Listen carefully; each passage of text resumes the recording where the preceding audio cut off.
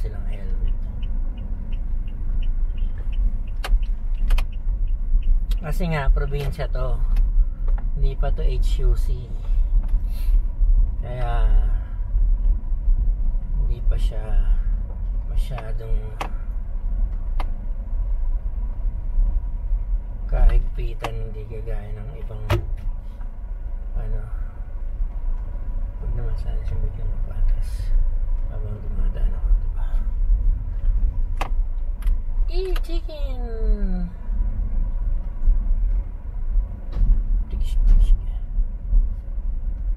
Yan na. Pagsakay nung susunduin natin, malamang siya na yung magdadadaldal dito sa video nito. Para maiba naman yung boses, hindi yung puro boses ko. Hindi sana kung kagaling ako mag voice over, kasing galing ako mag voice over ng mga sikat na vlogger. Ayan na. Where is she?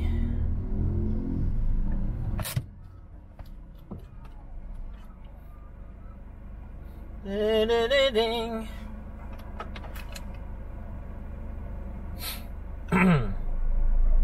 Abol pa sa merienda si Ana.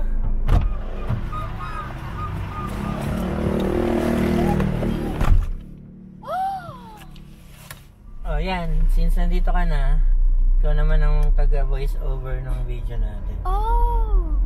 Naka-video yan simula sa Star Mall kanina. 15 minutes na yan. Ooh. Oh, ikaw naman magsalita ngayon dyan. So, ngayon, Kwento muna, babalik tayo dun sa BSU para sunduin si Mommy. Okay, so ako po si Zia. Yes.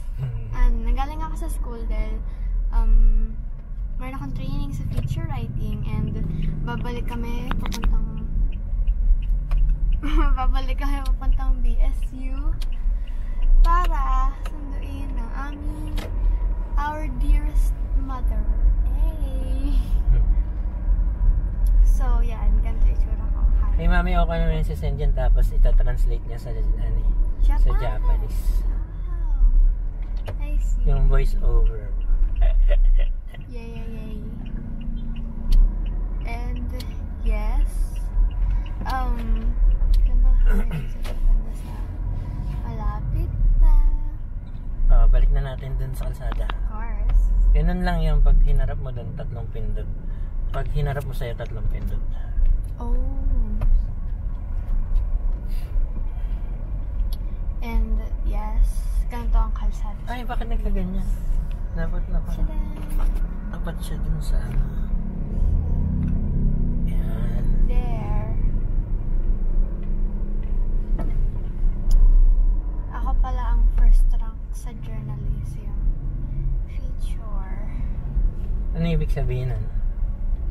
It means, feature writing means So, yung pinakamagaling sa lahat? yeah.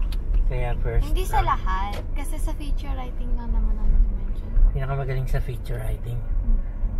Sa lahat ng feature writing. Pinakamahaba. Sa aming mga tinetrain, dahil 3 lang kami, nirank kami. First, 2. Ikaw yung number 1 sa 3? Yes. Oh, angat mo yung pati. Oo nga pala si Mom. And you guys be closer. Bumili lang kami ng tinapay tsaka palaman kasi. Nag-nonchalant ako kanina. Dahil Lang. Feeling ko lang kasi sa notebook ako nagsulat ng scratch.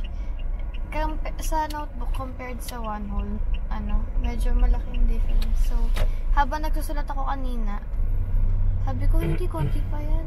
Kasi 3 pages pa lang nasusulat ko sa notebook.